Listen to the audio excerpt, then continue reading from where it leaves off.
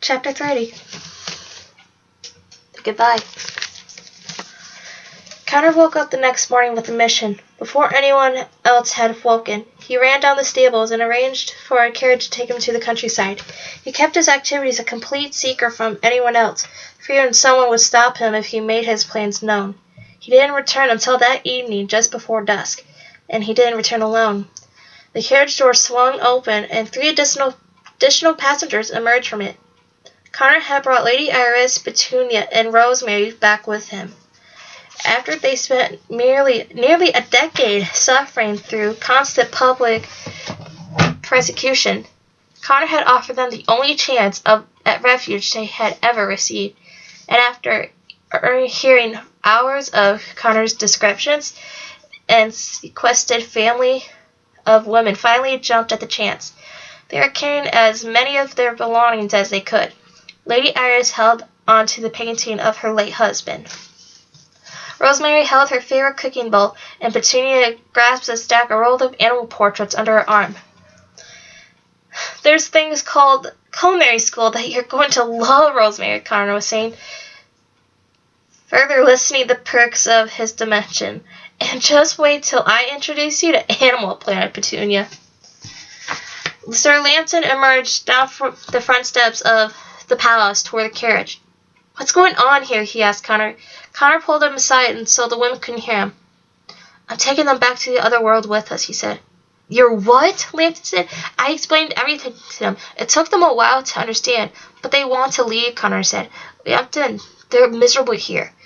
They don't gain anything by staying. If they come with us, they'll at least have a chance by starting a better life." "Why would you help them?" Lambton asked. Connor sighed and looked at the ground. "Because I'll never be able to help my sister," he said. "Alex isn't like me. She's going to be miserable the rest of her life without this place. At least if I bring Lady Iris with us, there'll be something worth looking forward to." Lambton had his reservations, but admired the boy's generosity nonetheless. "You're a good man, Connor Bailey," he said. "Everyone is gathering in the gardens for the final goodbye. Please escort your guests down there." Connor nodded and led the women around the side of the castle of the beautiful gardens. The charming garden was home to an exquisite display of yellow roses, pear trees, and a hedge labyrinth. It was a beautiful place to say a distressing goodbye. Froggy, Red, King Chance, Cinderella, and Mother Goose had already gathered in the gardens. Cinderella had to do a double take as Connor approached. She hadn't been expecting to see her stepmother and stepsisters walking behind them. "Stepmother?" Cinderella called out. "Rosemary? Petunia?" Even though they knew they were headed to the palace, Lady Iris and her daughters almost hoped they wouldn't run into her. "Hello, Cinderella," Lady Iris said. "What are you doing here?" Cinderella asked. She looked over all the belongings they carried and answered her own question. Lady Iris thought for a moment about what to tell her. "We've decided it would be best to leave the charming kingdom," she said. "I see," Cinderella said. She didn't argue with her stepmother, knowing her reasons better than anyone. "Where are you headed?" Lady Iris hesitated to say, "The other world, as fate would have it," she said. "I think a fresh start would do the girls and me some good. You will be able to live in a place where people won't judge us harshly, or throw rocks at the house, or boo when we leave it." All Cinderella could do was nod. She might have built a gate around their property, but she could never take away all the oppressions they faced on a daily basis. "What are you going to do there?" Cinderella asked. "The boy was telling me of a place called Florida that I might be interested in," Lady Iris said. "I'm going to be a chef," Rosemary said. "I'm going to do something with animals," Petunia said. "They have so many more animals in the other world than we have. There's apparently this creature called the honey badger that I hear is fascinating." Cinderella was pleased for them, but couldn't deny she was sorry to be losing the only family she had outside the king and princess. "I'm so happy for you," she said, although they knew better. "We're going to do this for you too, Cinderella," Lady Iris said. "You won't have any black sheep to worry about lingering around, you know. You can raise Princess Hope without ever having to tell her about us, if you like." Cinderella nodded. But I plan on telling Hope everything about you, she said, especially the part about her grandmother helping a small band of courageous sailors defeat the evil Enchantress who took her from us. Lady Ayres hadn't expected them to remember her request. Did they tell you I assisted? She asked. No, they didn't have to, Cinderella said. She pulled a ring off her finger she wore next to her wedding ring. It was her stepmother's wedding ring. The one it was a part of was destroyed, but I recognized the ring. Any girl would recognize her own mother's wedding ring. I figured you would want it back. Lady Ayres stared down the ring. I don't know what to say, she said, touched by the gesture. The girl she had been so cruel to was still showing her kindness even now. Thank you, Cinderella. You continue to grow into a much better woman than I could ever be. Cinderella smiled. She hugged her stepmother and her stepsisters for the first and final time. Red and Froggy took their lead to start their own goodbyes. I'm going to miss you, old chap, Froggy said to Connor and gave him a giant hug. I'm going to miss you too, Connor said. And just to let you know, whenever I think about you, I'm always going to remember a giant frog. Froggy chuckled. I wouldn't have it any other way, he said. Red kissed Connor on the cheek. You are the sweetest boy I know, she said. Then again, I rarely socialize with anyone of a lower age or social class. Hey kid, Mother Goose said and pulled Connor aside. She slipped a blue poker chip into his hand. If you're ever in Monte Carlo, go to the roulette table in the northwest corner of the Número de Estolas Casino. Bet this on black. She winked at him and patted him firmly on the back. Thanks, Connor said. The Fairy Council arrived promptly a few moments later. They took their positions in a big half circle around the gardens to begin sealing the gateway between the worlds. We're just waiting for the fairy godmother and the others, Esmeralda said. If those of you leaving this world would please just take a step forward.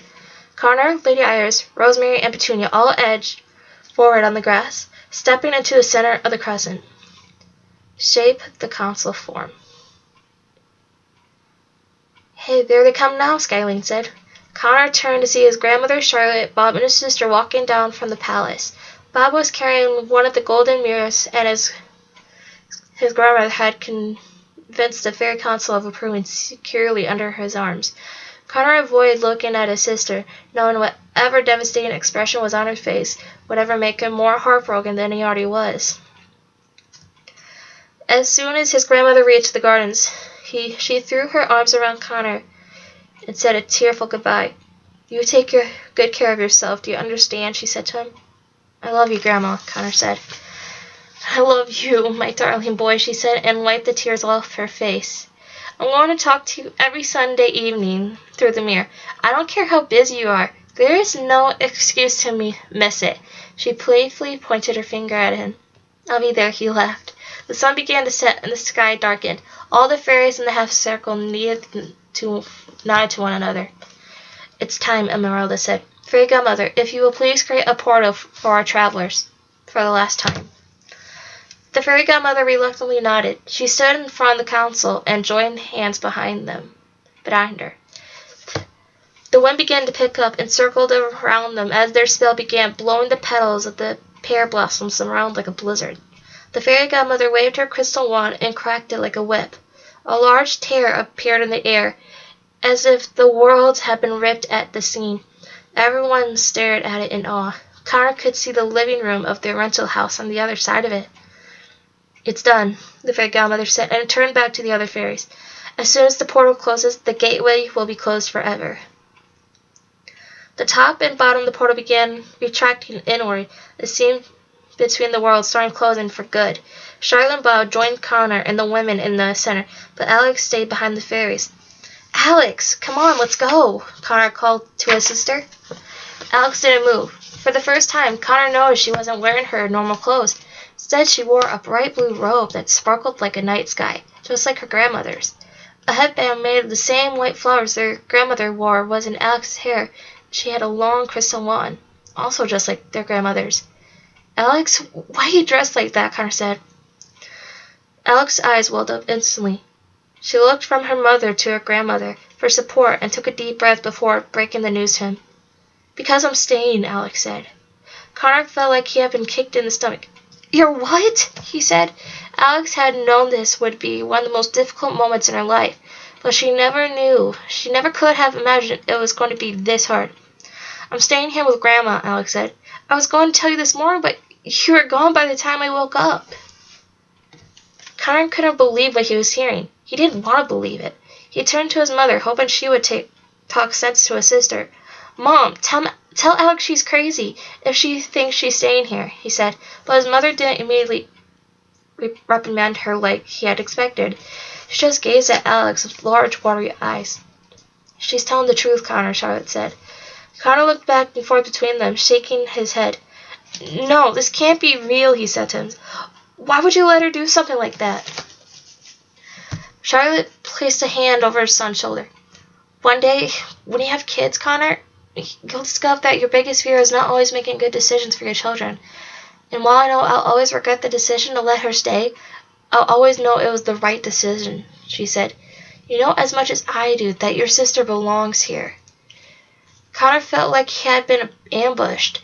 He looked to his grandmother, but there was no sign of an alternate answer in her eyes.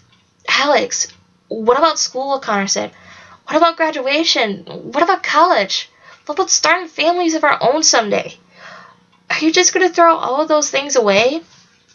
Alex wiped the tears from her face, and even though they were quickly replaced with fresh dreams, there's nothing you're going to say now or in a year that I wouldn't have thought about 100 times, Alex said.